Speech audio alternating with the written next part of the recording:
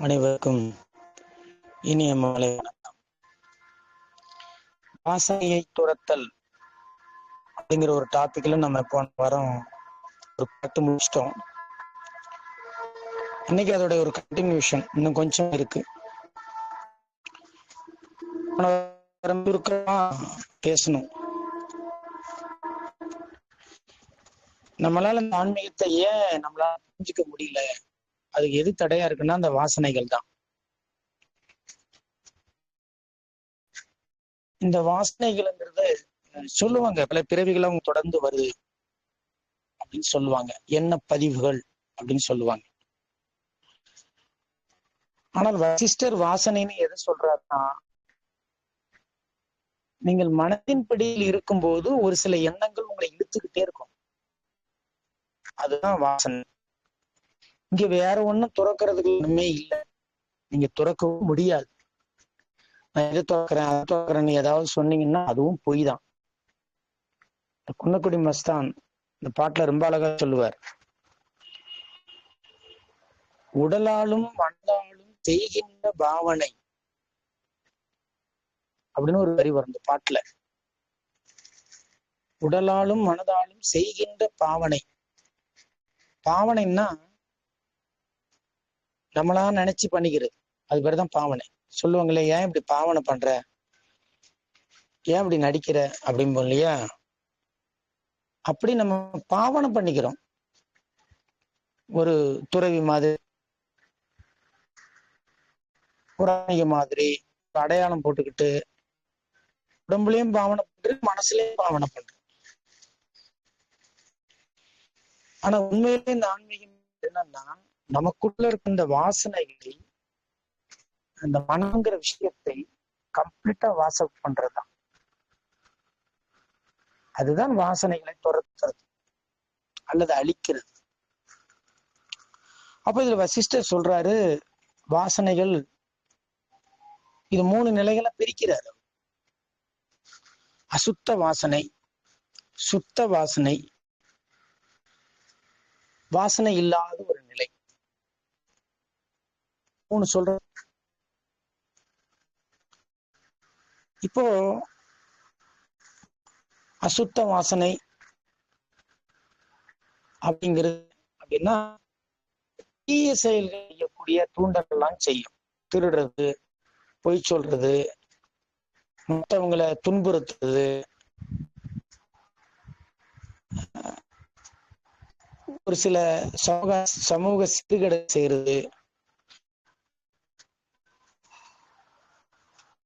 இப்படி கடும் சொற்கள் பேசுறது, இதெல்லாம் வாசனை. இதுக்கும் உணவு மட்டும் சம்பந்தம் இல்லை, இது மனித எண்ணங்கள்.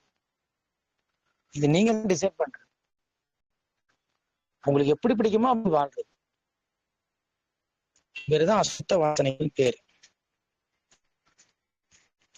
அப்ப இது உங்களுக்கு தொந்தரவு கொடுக்கும், ரொம்ப தொந்தரவு கொடுக்கும். சொல்லுவாங்க, நீ வாழ்க்கையில எப்படி வாழ்ந்த மரணத்துல தெரியும் அப்படின்னு. நீ மரணம் அடையும் போது உன் வாழ்க்கையின் அருமை தெரியும். அப்ப சொல்லுவேன், யாருக்கும் தொந்தரவு இல்லாம ஒரு வாட்டி வாழ்ந்துட்டு போயிட்டு. அப்ப ஒரு வார்த்தையை வேற சேர்த்து சொல்லுவாங்க, மகாத்மா அப்படின்னு ஒரு பேர் சொல்லுவாங்க. யாருக்கும் தொந்தரவு இல்லை, அவர் உண்டு அவர் வேலை உண்டுன்னு இருந்தார், 4 பேருக்கு நல்ல செஞ்சாரு, கெடுதல் செய்யல அப்படின்னு சொல்லுவாங்க. சில பேர்லாம் இந்த உடம்பு சந்தோஷப்படுவாங்க, அப்பா நிம்மதி அப்படின்னு. எந்த அளவுக்கு கொடூர செயல்கள் செஞ்சிருப்பாரு. நம்ம நீங்க எவ்வளவு செய்திகள் எல்லாம் பாக்குறோம் இல்லையா. இப்படி இந்த அசுத்த வாசனையோட பாடாப்தம்,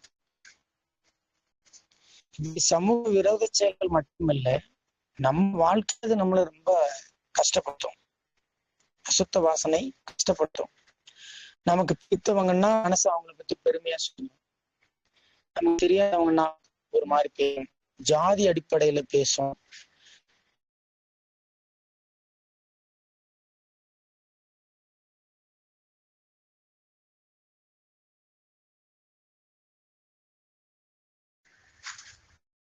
சிக்னல் ப்ராப்ளமா இருக்கு. அவனுடைய உடலை பார்த்து குலம், கோத்திரம், ஜாதி, பொருளாதாரம், வசதி வாய்ப்புகள் இதெல்லாமே அசுத்த வாசனைகள் தான். அமைதி இல்லாம இருக்கிறது, சிந்தனை பண்ணிக்கிட்டே இருக்கிறது, கவலைப்பட்டுக்கிட்டே இருக்கிறது, துன்பப்பட்டுக்கிட்டே இருக்கிறது, எதையாவது முடிஞ்சு போன விஷயங்கள் நினைச்சுக்கிட்டே இருக்கிறது, இது எல்லாமே அசுத்த வாசனைகள். அப்ப இது நமக்கு ரொம்ப தொந்தரவு கொடுக்குது. தொந்தரவு நம்மளால தாங்க முடியல, நிம்மதி இல்லை, படுத்தா தூக்கம் வர மாட்டேங்குது, ஒரு உணவு சாப்பிட்டா அது ஜீரணமாக மாட்டேங்குது. இதெல்லாம் எண்ணங்கள் பாதிப்பு ஏற்படுறதுதான். சாப்பிட்ட உடனே இப்படி இந்த அசுத்த வாசனைகள் உடலையும் உங்கள் வாழ்க்கையும் ரொம்ப கெடுக்கும்.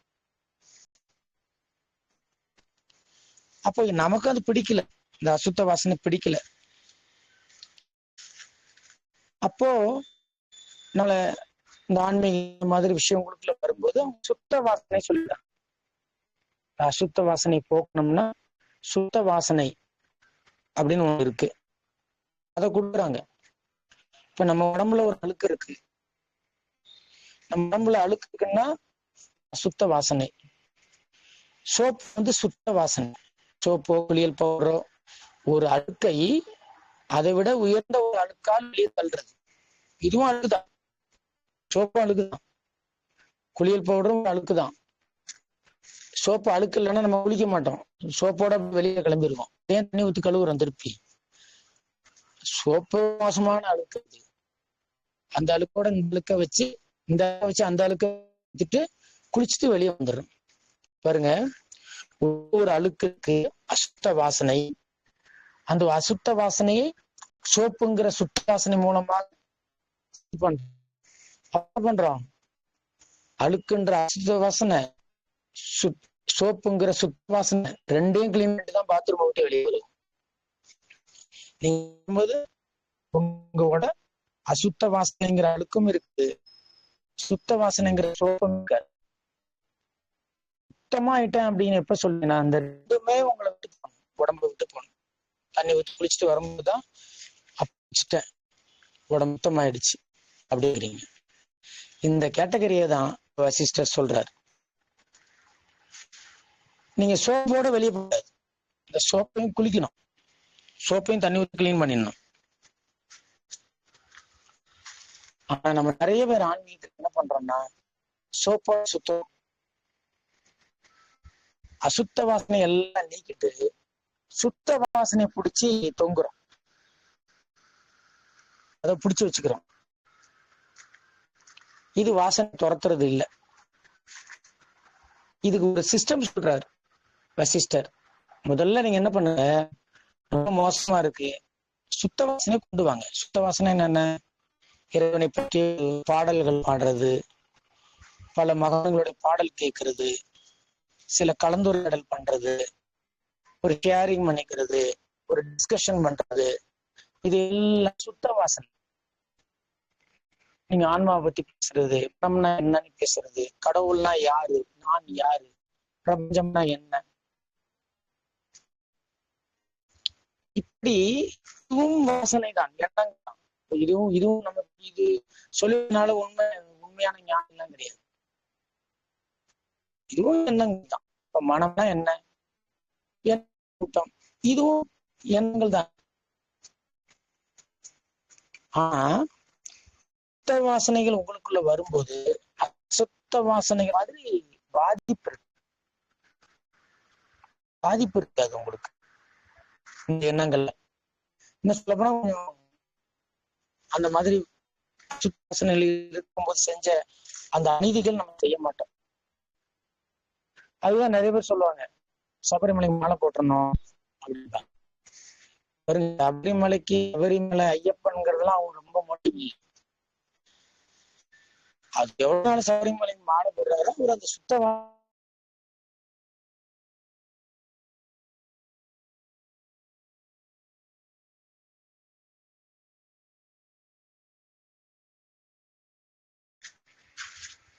அதுல எந்த சந்தேகமும் இல்லை. இது ப்ராசஸ். அசுத்த வாசனையிலிருந்து சுத்த வாசனை நம்ம வரணும். அப்புறம் சுத்த வாசனை தூக்கி போட்டுட்டு வாசனை இல்லாத நிலைக்கு வரணும். இதான் ரொம்ப முக்கியம். எனக்குள் எந்த வாசனையும் இல்லை, கெட்டதும் இல்லை, நல்லதும் இல்லை. கெட்டதும் கிடையாது, நல்லதும் கிடையாது. எப்படி எண்ணத்து அப்ப நான் என்ன ஸ்டேட்டுக்கு வந்துட்டேன்? எண்ணம் இல்லாத ஒரு நிலைக்கு வந்துட்டேன். அப்ப எண்ணம் இல்லாத நிலைக்கு வரும்போது வாசனைகளை அழிச்சுட்டேங்கிற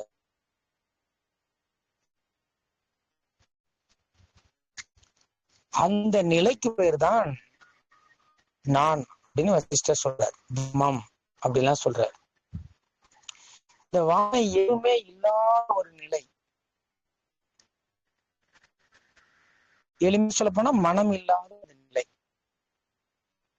அந்த மனம் இல்லாத நிலை, அந்த நிலைக்கு பேர் தான் உயர்ந்த நிலை.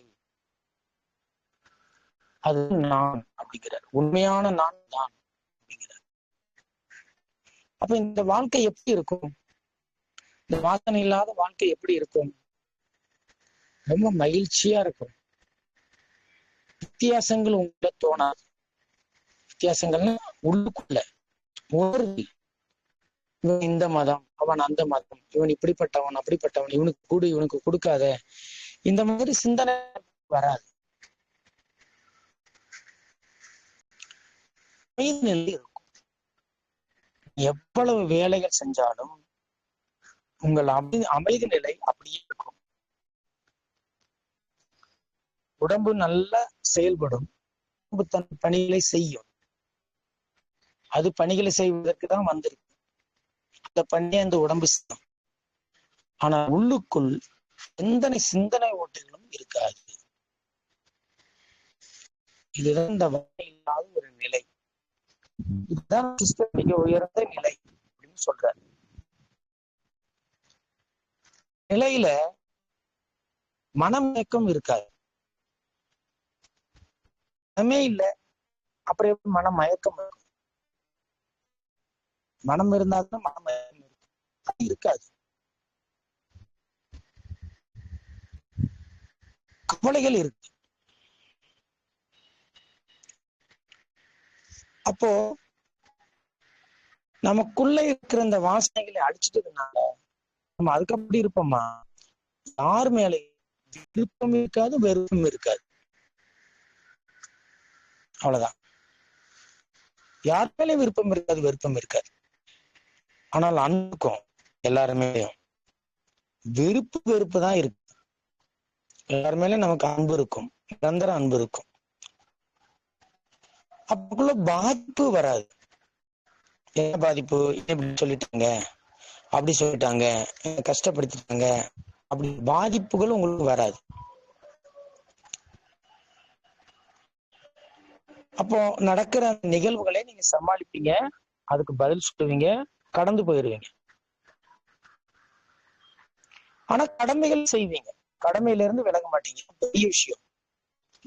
யோக வாசிஷ்டத்துடைய மிக சிறப்பான விஷயமோ அல்லது நாம பார்த்துக்கிட்டு இருக்க முச்ச நூல்கள் எல்லாமே நீங்க வேலை செய்ய வேண்டாம் சொல்லவே இல்லை.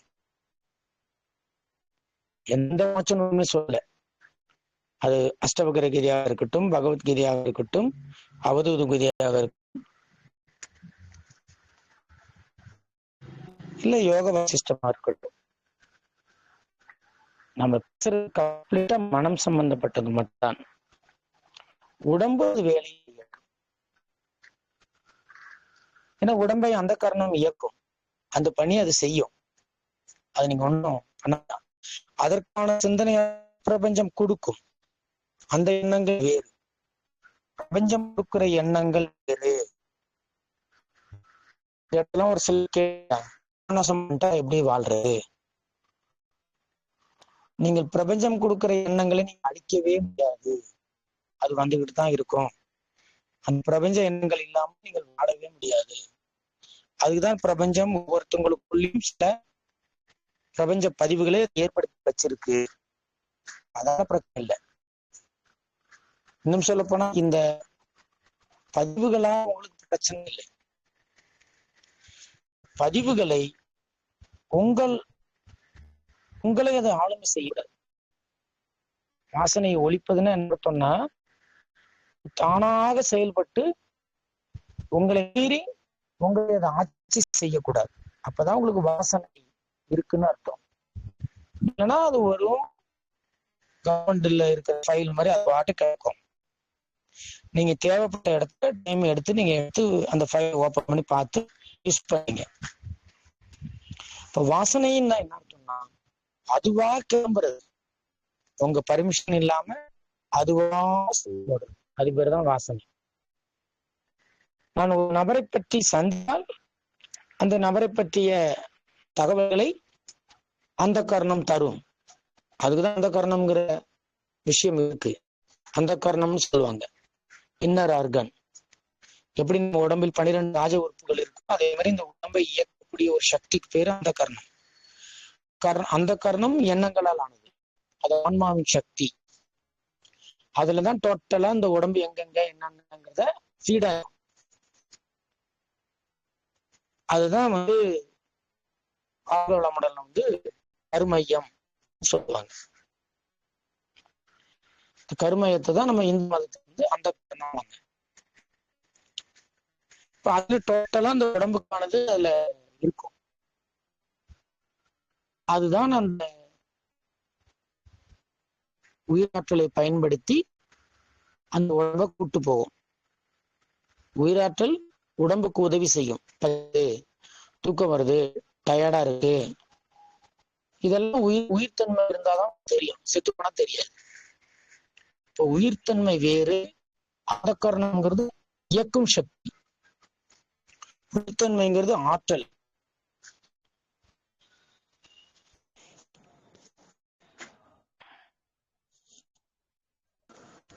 இந்த சிஸ்டத்துலதான் இருக்கும்.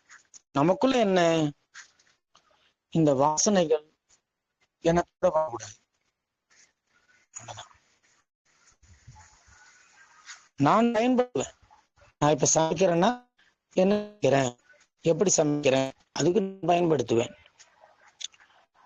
அதுவாக இருக்க கூடாது. நான் பாட்டு சமைச்சுக்கிட்டே இருக்கேன். ஆனா சமையலை பத்த விஷயம் இல்லாமல் மனம் வேற எங்கேயோ போகுதுன்னா அதுதான் வாசனை. அது வேற எங்கேயோ இழுத்துட்டு போகுது. அப்போ இந்த மாதிரி என்னுடைய வேலையை நான் பார்ப்பேன். ஆனா எனக்கு விருப்பம் இல்லை, வெறுப்பும் இல்லை, எந்த நிலையிலும் நான் பாதிக்கப்படல, நான் பாட்டுக்கு அமைதியா இருக்கேன்னா இது பேர் தான் ஜீவமுக்த நிலை. ஜீவன் முக்தி. ஜீவன்னா உடம்பில் உயிரோட நம்ம இருக்கும்போது அப்படின்னு அர்த்தம். உடம்புல உயிரோட இருக்கிறோம் அப்படின்னா உடம்பு இயங்கும், வேலை செய்யும். ஆனால் ஜீவன் உயிரோட இருக்கும். ஆனா எப்படி இருக்கிறோம், முக்தி நிலையில இருக்கிறோம். எல்லாம் கண்ட்ரோல், முக்தி நிலை. எந்த நிலையிலும் எண்ணங்கள் என்னை தொந்தரவு பண்ணாது, டிஸ்டர்ப் பண்ணாது.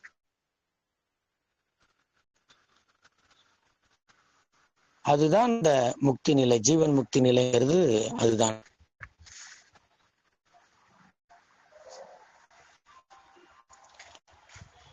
அப்போ இங்க ஜீவன் முக்தி நிலையில் என்ன பண்றோம் அப்படின்னா, அக இயக்கம் இருக்காது.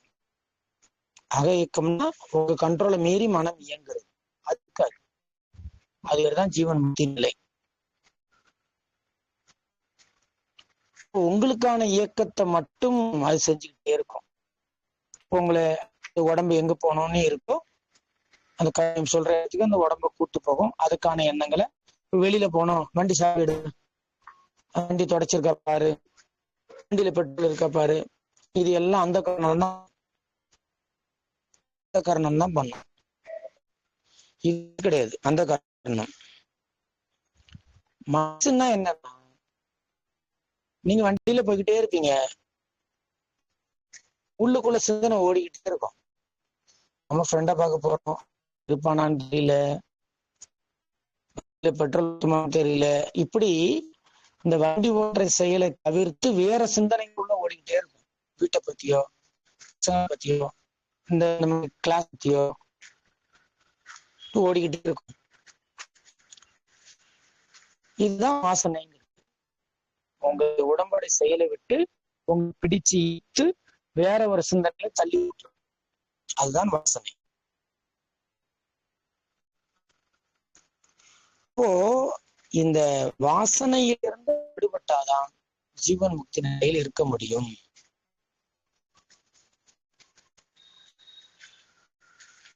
நம்ம அதான் எளிய சொல்லுவோம்,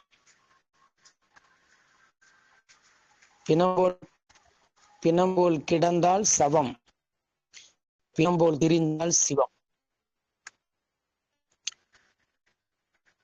பிணம்போல் கிடந்தால் அப்படின்னா என்ன அர்த்தம்? உடம்புல உயிரே இல்லை, பிரிச்சு.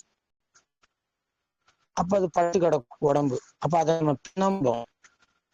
அந்த பிணம் திரிஞ்சா உயிரோட நடமாடனா அது சிவமா அப்படின்னு உள்ள ஒரு இயக்கமா இல்லை. உயிரோட நடந்தா இருக்கும், உள்ள எந்த கற்பனையும் ஓடாது, சிந்தனையும் ஓடாது. அது பாட்டுக்கு அந்த காரணம் மூலமா இந்த உடம்பு இயங்கிக்கிட்டே இருக்கும்.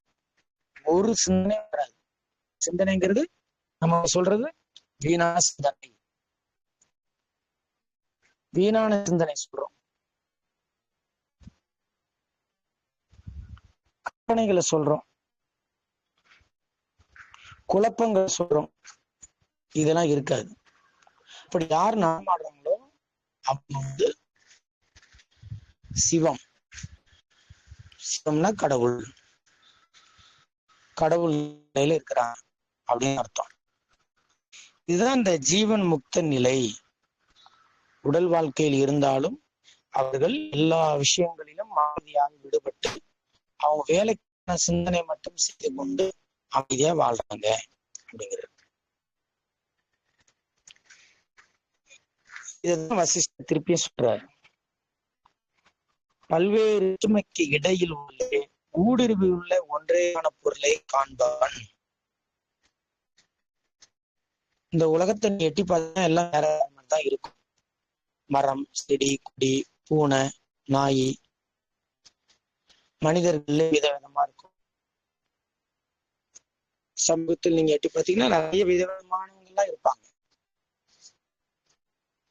இது வேற்றுமை, டிஃபரெண்ட் இருக்கு. ஒருத்தங்க மாதிரி ஒருத்தங்க இருக்க மாட்டாங்க, ஒருத்தங்க மாதிரி இன்னொருத்தங்க இருக்க மாட்டாங்க. இதுல வித்தியாசங்கள் இருக்கும். அந்த வேற்றுமைக்குள்ள ஒரே பொருள் தான் இருக்கு.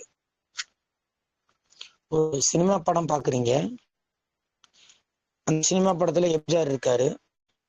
ஒரே சீன்ல எம்ஜிஆர் இருக்காரு, எம்பிஆரும் இருக்காரு, நாகேஷ் இருக்காரு, ஸ்ரீராஜனும் இருக்காரு, வி.கே. ராமசாமி இருக்காரு ஒரே சீன்ல. ஆனா ஒவ்வொருத்தவங்க ஒவ்வொரு மாதிரிதான் நமக்கு தெரியும் கண்ணுக்கு. எம்ஜிஆர் ஒரு மாதிரி உருவம், பேச்சு. எம்ஜிஆர் ஒரு மாதிரி உருவம், அவரோட பேச்சு மாதிரி இருக்கும்.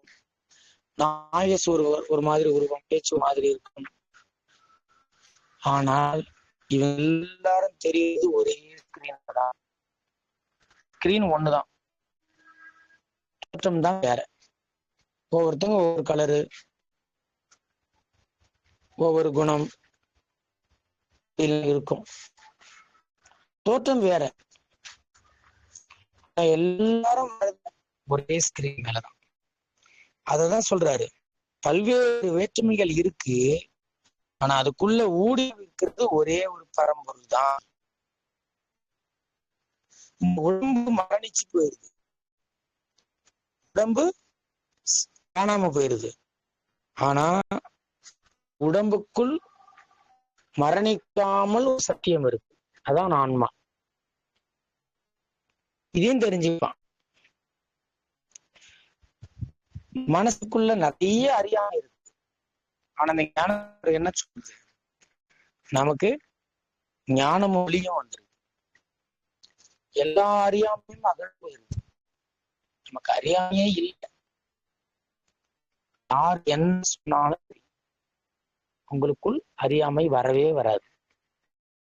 ஏன்னா உங்களுக்குள் ஞானம் இருக்கும்போது, ஞானம்னா எண்ணங்கள் பத்தாது, நீங்க எண்ணங்களாக பத்தாது. வெறும் எண்ணங்களாக தான் நீங்க சுத்த வாசனையில் வாழ்றீங்க அப்படின்னு அர்த்தம். சுத்த வாசனைன்றது ஒரு ஞான வாழ்க்கை கிடையாது. எந்த வாசனையும் இல்லாமல் வாழ்றது, அது பேருதான் வாசனையை துரத்தல்ங்கிறது. அப்போ எனக்குள்ள எந்த அறியாமையும் கிடையாது, நல்ல எண்ணங்களும் கிடையாது, கெட்ட எண்ணங்களும் கிடையாது, எண்ணங்களே கிடையாது. என்ன எண்ணம்? கடந்த கால முடிஞ்ச எண்ணங்கள், கற்பனைகள், கனவு காண்றது, வீணான எண்ணங்கள், இதெல்லாம் கிடையாது. அப்படி உடம்பு இயக்கத்துக்கு தேவையான எண்ணங்கள் வரும், அதன்படி நான் இயங்கிட்டு இருக்கேன். அதெல்லாம் வரும். இங்க போகணும், இங்க போகணும், இவங்கிட்ட போன் பண்ணி பேசணும், இதெல்லாம் உடம்பு சார்ந்த எண்ணங்கள். அது உடம்பு இயக்கத்துக்காக வரும்.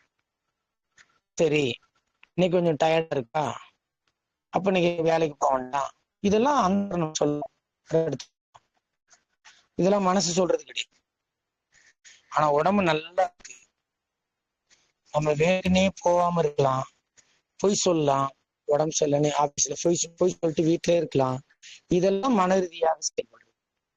இப்ப நமக்கு தெரியணும், நம்ம அந்த காரணம் மூலமா செயல்படுறோம்னா மன ரீதியா செயல்படுறோம் அப்படின்னு தெரியும். நீங்கள் மன ரீதியாக செயல்பட உடம்பு ரொம்ப பலவீனமாயிட்டே போயிடும். அப்ப அந்த காரண ரீதியாக செயல்படும். மனம் வந்து லைட் விட்டா இருக்கும், குழப்பம் இருக்காது, எண்ணங்கள் நிறைய ஓடாது, குழப்பங்கள் இருக்காது. அதுதான் இங்க வசிஷ்டர் சொல்றாரு. அப்படி அறியாமை ஒரு எல்லளவு கூட இல்லாமல் நீங்க அறிவு சொரூபமாக இருக்கலாம். அந்த ஞானமுள்ள ஒரு ஞானியை அந்த நிலையில் யார் இருக்காங்களோ அவங்க அமைதியா இருப்பாங்க, அந்த அமைதி கிட்டும் அப்படிங்கிறார். அதான் வசிஷ்டர் கடைசியில் என்ன சொல்றாருன்னா, உறவு உறவற்றது, இது எல்லாமே எண்ணங்கள் தான் அப்படின்னு. நீங்க உறவுன்னாலும் சரி, இவங்கெல்லாம் எனக்கு உறவு இல்லை, இவங்க என்னோட ரிலேஷன், இவங்க ரிலேஷன் இல்ல, ரெண்டுமே எண்ணங்கள். இவங்க ரிலேஷன் சொல்றது மைண்ட் தான் சொல்லுது, இவங்க ரிலேஷன் அல்ல அப்படின்னு சொல்றது மைண்ட் சொல்லுது. இரண்டுமே மனம்தான் சொல்லுது. இது ரொம்ப கீழான லெவல், ஒரு உயர்ந்த நிலை கிடையாது. இப்போ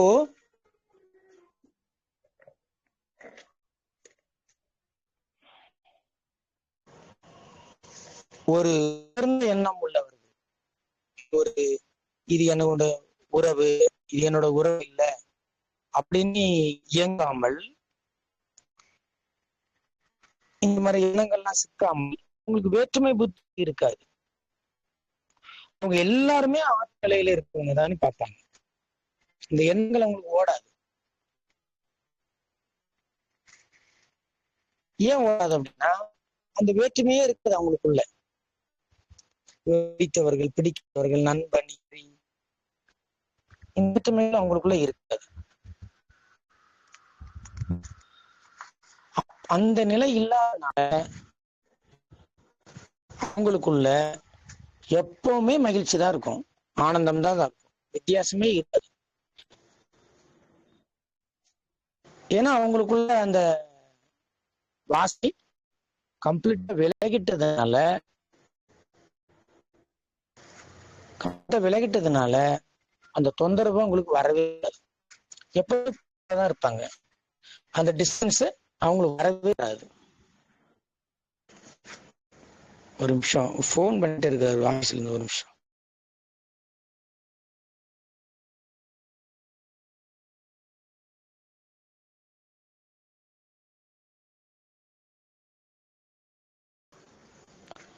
அப்படி இவர்கள் எப்போதுமே என்ன பண்ணுவாங்கன்னா, எந்த உறவுகளாக இருக்கட்டும், உறவு இல்லாத நிலைகளாக இருக்கட்டும், இவர்களுக்குள் வேற்றுமை எண்ணங்கள் இருக்காது.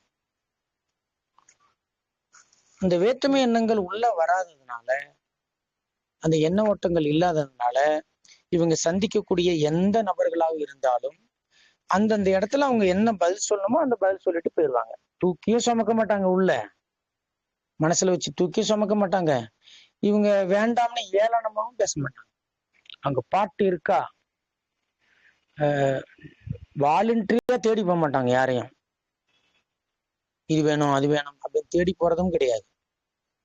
இவங்களுக்கு எது வாலண்டரியா இந்த பிரபஞ்சம் கொடுக்குதோ, அவங்களுக்கு எந்த பணியை கொடுக்குதோ, அந்த உடம்புக்கு எந்த நபர்களை அது சந்திக்க வைக்குதோ, அங்க பேதம் இல்லாமல் அவங்களோட என்ன சொல்லணுமோ அந்த பதில பேசிட்டு இவங்க கடந்து போயிடுவாங்க. அவ்வளவுதான். இதுதான் வாசனை இல்லாத ஞானிகளுடைய இயல்பு. அப்ப இப்போ இப்படிப்பட்டவங்க தன்னுடைய எண்ணங்களை பயன்படுத்துவாங்க. பிரபஞ்சம் ஒரு பணியை கொடுக்குது, அந்த பணிக்காக தன்னுடைய மனதில் உள்ள பதிவுகளை பயன்படுத்தி அந்த பணியை சிறப்பாக செய்வாங்க. இப்போ நம்ம ஒரு ஆபீஸ் வேலையா போயிருக்கோம்னா நம்ம ஓனர் வந்து என்ன சொல்லுவாரு, அந்த வேலையை முடிச்சுட்டு வாங்கன்னு தான் சொல்லுவாரு, டீட்டெயிலாம் சொல்ல மாட்டாரு. அப்போ நாம தான் என்ன பண்றோம், நம்மளுடைய சிந்தனை ஆற்றலை பயன்படுத்தி இது யாரை பிடிக்கலாம், எப்படி பண்ணலாம், எப்படி பண்ணா அந்த வேலை ஸ்மூத்தா முடியும், யாருக்கும் டிஸ்டர்ப் இல்லாம முடிக்கும், எப்படி பண்ணா இது அமைதியான நிலையில போகும், இதை நாம தான் முடிவு பண்ணணும். இப்போ ஒரு 15 பேர் இருக்கிறாங்க, நீங்க அந்த 15 பேர் இருக்க இடத்துல இருக்கிறீங்க, நீங்க ஒரு கருத்தை எடுத்து வைக்கிறீங்க, அங்க 14 பேருக்கும் உடன்பாடு இல்லை. அப்ப நீங்க அங்க போய் ஆர்குமெண்ட் பண்ணக்கூடாது, அது வேஸ்ட். நீங்க என்ன பண்ணணும், பேசாம அமைதியா இருந்தா அந்த 14 பேர் சொல்றதை நீங்க அமைதியா கேட்டுக்கணும். அவங்க என்ன சொல்றாங்க அது அமைதியா கேட்கணும். நீங்க கோச்சுக்கிட்டு வெளியில எல்லாம் போக கூடாது, அதுவும் மனம்தான். அப்படி போயிடக்கூடாது. உங்களிடம் எந்த வாசனையும் இல்லைன்னா உங்களை எதுவும் பாதிக்க போறது இல்லை. அப்ப அவங்களுக்கு திணிச்சாகணும், அவங்கள நான் மாத்தி ஆகணும், அவங்களுக்கு புரிய வச்சாகணும், இதெல்லாம் தப்பு, செய்யவே கூடாது. வாசனை இல்லாத மனிதர்கள் அவங்க கிட்ட உங்களுக்கு பிளேஸ, உங்களுக்கு ஒரு வாய்ப்பு கொடுக்கும்போது, நீங்க ஒரு ஸ்பீக்கரா உங்களுக்கு ஒரு டைம் கொடுக்கும்போது உங்களுடைய கருத்தை நீங்க ஆணித்தனமா சொல்லணும். அது முகமெல்லாம் பார்க்கவே கூடாது. அவங்க இருக்கிறாங்க, இவங்க இருக்கிறாங்க, இவங்களுக்கு சாதகமா, அவங்க அதெல்லாம் பண்ணவே கூடாது. நீங்கள் என்ன உங்கள் வாழ்க்கையில் உணர்ந்து இருக்கிறீங்களோ அதை நீங்க உறுதியா சொல்லி, அவ்வளவுதான். அதோட ரோல் முடிஞ்சு போச்சு. அதன் பிறகு அவங்களுடைய கேள்விகள், பதில்கள், புரிதல்கள் அதை நம்ம பண்ணிக்கலாம். அப்படி உடன்பாடு இல்லை என்று சொன்னாலும் உங்களுக்கு சிந்தனை வரக்கூடாது. உடன்பாடு இல்லையா, பரவாயில்லைங்கய்யா, உங்க அனுபவத்தில் நீங்க போங்க, தப்பே இல்லை, இப்படி சொல்லிட்டு எனக்கு விலகிடணும். மொழிய திணிக்கிறதோ, முரண்படுறதோ, கோவப்படுறதோ, இதெல்லாம் வாசனை இல்லாதவனுக்கு வராது. இதான் வசிஷ்டர் சொல்றாரு. ஏன்னா எல்லாமே வெவ்வேறு வேற்றுமை உள்ளது படைப்புகள் அப்படின்னு வசிஷ்டர் சொல்றாரு. இது விதவிதமா தான் இருக்கும் தோற்றங்கள். ஏன்னா அது அடிப்படையில் மூலம்தான் ஒன்று, தோற்றத்தில் ஒரு வித்தியாசம் இருக்கத்தான் செய்யும். நான் ஆட்டோபயோகிராஃபி எழுதின யோகி ரமண மகரிஷிகிட்ட இந்த கேள்வி கேட்கும்போது, நீங்க வரக்கூடிய அன்பர்களை எப்படி கைட் பண்றீங்க, எப்படி வழிகாட்டுறீங்கன்னு சொல்லும் போது, ஒரே சத்தியத்தை தான் சொல்லுவேன், ஆனா ஒரே மாதிரி சொல்ல மாட்டேன் அப்படிங்கிறது. ஒரே சத்தியம் மனநாசம்தான், ஆனா சொல்லி கொடுக்குற முறைகள் மாறும். அந்த பக்தர்களுடைய மனநிலைக்கு தகுந்த மாதிரி அதை நான் டைலூட் பண்ணி சொல்லி கொடுப்பேன். யாருக்கும் மனநாசம் பண்ணாதெல்லாம் சொல்ல மாட்டேன். பாடத்தை மாத்த மாட்டாங்க மகான்கள், அந்த பாடத்தை எளிமைப்படுத்தி விதவிதமாக சொல்லி கொடுப்பாங்க. இப்படிதான். ஏன்னா ஃபில்டர் பண்ணிடுவாங்க. இப்ப நம்ம இப்போ இந்த மாதிரி குழுங்கிறது வேற விஷயம், இங்க விதவிதமான இடங்களில் இருந்து வந்த இவங்க இருப்பாங்க. ஆனால் ஒரு ஆசிரமம்ங்கும் போது அப்படி இருக்காது. இப்ப ரமணாசிரமம்னா ரமணர் என்ன சொல்லுவாருன்னு எல்லாருக்கும் புக்ல படிச்சிருப்பாங்க, யூடியூப்ல பார்த்துருப்பாங்க. ஸோ அது சார்ந்துதான் அவர் பேசுவாருன்னு தெரியும். ஆனால் நீங்க புக்லயோ யூடியூப்லயோ பார்க்கும்போது அந்த சத்தியங்கள் உங்களுக்கு புரியாது. லைவா ஒரு குரு கிட்ட உட்காந்து பேசும்போதுதான் அதற்கான விளக்கங்கள் சொல்லும் போதுதான் புரியும். நம்ம ஸ்பிரிச்சுவல்ல கேட்கிற எந்த விஷயம் நமக்கு தெரியாத விஷயம்லாம் கிடையாது, புரியாத விஷயமாக இருக்கும். நமக்கு யாருக்கும் தெரியாதா, நம்ம எல்லாம் ஆன்மானே, நம்ம எல்லாருக்கும் மனசுதான் பிரச்சனை தெரியாதா? இந்த ஆன்மீக குழுக்கு வந்தப்பறம் தான் தெரியுமா? தெரியும். முன்னாடியே எல்லாம் தெரியும். ஆனால் சரியான புரிதல் இருக்காது. அந்த வரிசைப்படுத்தி எளிமைப்படுத்தி அந்த சொற்களை எளிமையாக்கி சில உதாரணங்களை சொல்லி அதை நமக்கு ஃபீட் பண்றது, ஊட்டுறது, அந்த முறைகள், அந்த வழிமுறைகள், அதுதான் பெரியவங்க நமக்கு சொல்லி கொடுத்துருக்காங்க. விஷயம் புரியாதெல்லாம் இல்லை, எல்லாம் வார்த்தைகளில் தெரியும். எல்லா பாட்டும் நம்ம கேட்டிருப்போம், அதுக்கு அர்த்தம் சரியான முறையில் நம்ம புரிஞ்சிருக்க மாட்டோம். அதே மாதிரி இந்த ஆன்மீகமும் நமக்கு தெரிஞ்ச விஷயங்களா தான் இருக்கும். அதை நம்ம கரெக்டா டிஸ்கஸ் பண்ண அது இன்னும் ஷார்ப்பா இருக்கும். அந்த புரிதல் மேம்படும். நம்ம அடுத்த நிலை நம்ம அதுல வந்து உயர்வு அடைவோம். இப்ப பாருங்க, வெறும் வாசனையை ஒழிக்கணும்னா நமக்கு புரியாது. அப்ப அதுல 2 முறை சொல்றாரு, அதுக்கப்புறம் அதுல இருந்து வெளியே வரணுங்கிறாரு. வாசனை என்னன்னு சொல்றாரு. இதெல்லாம் பண்ணும்போது நமக்கு லைஃப்ல இதெல்லாம் நடக்கும். இதெல்லாம் நடக்கும்போது ஓகே, இதுதான் வசிஷ்டர் சொன்னாரு, அதை நம்ம அங்க அப்ளை பண்ணுவோம். இந்த இடத்துல நம்ம இந்த எண்ணங்கள் நம்மளை டிஸ்டர்ப் பண்ணுது, நம்ம கண்ட்ரோலை மீறி எண்ணங்கள் ஓடுது, அப்ப நம்ம இப்ப செயல் பண்ணிக்கிட்டு இருக்கோம், அப்ப செயலில் கவனம் வைக்கணும். இப்ப நம்ம உடம்பு ஓய்வா இருக்கு, இப்ப மனசுல கவனம் வைக்கணும். இந்த இந்த எசன்ஸான இந்த பிராக்டிஸ் நம்ம கொஞ்சம் கொஞ்சம் பண்ணோம்னா அது நமக்கு இயல்பா வந்துடும். இயல்பா வந்த பிறகு ஒன்றும் பிரச்சனை இல்லை, அப்புறம் அதை நம்மளை விட்டு போகாது. இதுதான், இப்படிதான் இந்த வாசனைகளை நீக்கும் முறையை வசிஷ்டர் சொல்லியிருக்கிறார். அப்ப ஆன்மீகத்தில் இந்த வாசனைகளை அழிப்பது, அதாவது தானாக இயங்கும் எண்ணங்களை அழிப்பது. ஒரு மனிதனை நீங்கள் எண்ணம் இல்லாமல் பண்ண முடியாது. நீங்கள் மனோநாசம்னா சிந்தனையாற்றலே அழிச்சிடலாம், அந்த சிப்பே எடுத்துடலாம் கம்ப்யூட்டர்ல இருந்து, அப்படி நினைச்சுக்க கூடாது. சிந்தனையாற்றல்ங்கிறது இந்த உடம்பை செய்யக்கூடிய வேலையை சிறப்பாக செய்வதற்காக அந்த பரம்பொருள் வச்சிருக்கிற ஒரு அம்சம். நம்ம சிந்தனையாற்றலை அழிக்கிறது நம்ம வேலை இல்லை. அந்த சிந்தனையாற்றல் தவறான முறையில் போகக்கூடிய அந்த ஆஸ்பெக்டை தான் நம்ம வந்து அழிக்கிறோம். அப்படி போகக்கூடாது. நம்ம பெட்ரோல் டேங்க்ல இருந்து பெட்ரோல் இன்ஜினுக்கு போறதை கட் பண்ணல, அது இல்ல மனநாசம். நிறைய பேர் அப்படி நினைச்சுக்கிறாங்க, அதான் பயப்படுறாங்க.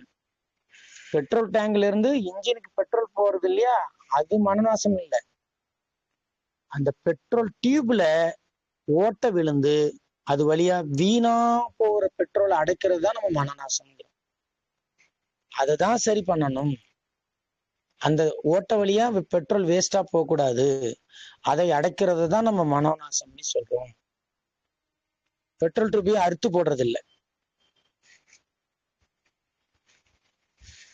மனம்ங்கிறது சரியான முறையில அந்த டியூப் வழியா போய் இன்ஜினுக்கு போச்சுன்னா அது ஆன்ம நிலையில் இயங்கும், இல்லைன்னா அது வீணா போகும் அந்த ஆத்ம சக்தி. அப்படி வீணா போற ஆத்ம சக்தி தான் நம்ம மனம்ங்கிறோம். அதை தான் நம்ம அடைச்சி டியூப்பை மாத்தி ஒழுங்கா சிந்தனையை சரி பண்ணி கொண்டு போறோம், இந்த வாழ்க்கைக்கு பயன்படுத்துறோம். அந்த பெட்ரோலை வீணாகாம சரியான முறையில பயன்படுத்துறோம். அதுதான் வாசனையை அழித்தல், மனோநாசம் அப்படிலாம் நம்ம சொல்றது. இப்படி வீணா போற பெட்ரோலுக்கு பேர் தான் மனம். அப்படி வீணா போகாம பண்றதுக்கு பேர் தான் மனோநாசம். இப்படி கரெக்டா புரிஞ்சுக்கிட்டா தான் நமக்கு மனோநாசம்னா என்னன்னு புரியும். நிறைய பேர் நினைச்சுக்கிறாங்க மனமே இல்லாம பண்ணிடணும் போல இருக்குது. அப்ப மனமே இல்லைன்னா எப்படி? ரொம்ப கஷ்டம். ஆபீஸ்ல இருந்து வீட்டுக்கு போக முடியாது மனம் அப்படிங்கிற சக்தி இல்லைன்னா. சொந்த பந்தெல்லாம் மறைஞ்சு போயிடும். அப்பப்ப கேட்கணும், நீங்க யாருங்க, நீங்க யாருங்க அப்படின்னு கேட்கணும். இது கோமா மாதிரி இருக்கும். அப்படி இல்லை, வீணான சிந்தனைகள் ஓடக்கூடாது, கற்பனைகள் ஓடக்கூடாது. அதெல்லாம் ஆக்கப்பூர்வமாக இருக்கணும். அதுதான் விடுதலை, அதுதான் ஆன்ம நிலை, அதுதான் பந்தமற்ற முக்தி நிலைன்னு சொல்றோம். இப்படி ஒண்ணு ஒன்னையும் நம்ம வந்து சரியா புரிஞ்சுக்கணும். இந்த புரிதலில் சரியான புரிதல் இல்லைன்னா ரிசல்ட்டே வராது. தப்பா புரிஞ்சு வச்சிருந்தோம்னா ஒன்றும் பண்ணவே முடியாது. ஒண்ணுக்கும் அது என்ன அர்த்தம், என்ன அடிப்படையில் சொல்றாங்க, அதை நம்ம பிராக்டிஸ் பண்ணி பார்த்தாதான் அது பயனுள்ளதாக இருக்கும். ஸோ வாசனைகளை அழித்தல் என்பது நீங்கள் சிந்தனையாற்றலுங்கிற சிப்பையே அறுத்து வெளித்துக்கு போட்டுறது இல்லை. அது உங்களை தொந்தரவு செய்யாமல், வீணாக்காமல், உங்க செயலுக்கு ஆக்கப்பூர்வமாக முழுமையாக பயன்படும். சமைக்கிறீங்கன்னா உங்களுடைய சிந்தனையாற்றல் 100% சமையல்லே இருக்கணும். அது ஒரு 10% 20% ஆபீஸ்க்கு போகக்கூடாது. அது பேர் தான் மனம். அதை தான் நம்ம நாசம் பண்ணணுங்கிறோம். அப்படி போகக்கூடாது. ஸோ இப்படிதான் இந்த வாசனையை துரத்தல் பத்தி வசிஷ்டர் சொல்லியிருக்கார். நன்றி, வணக்கம்.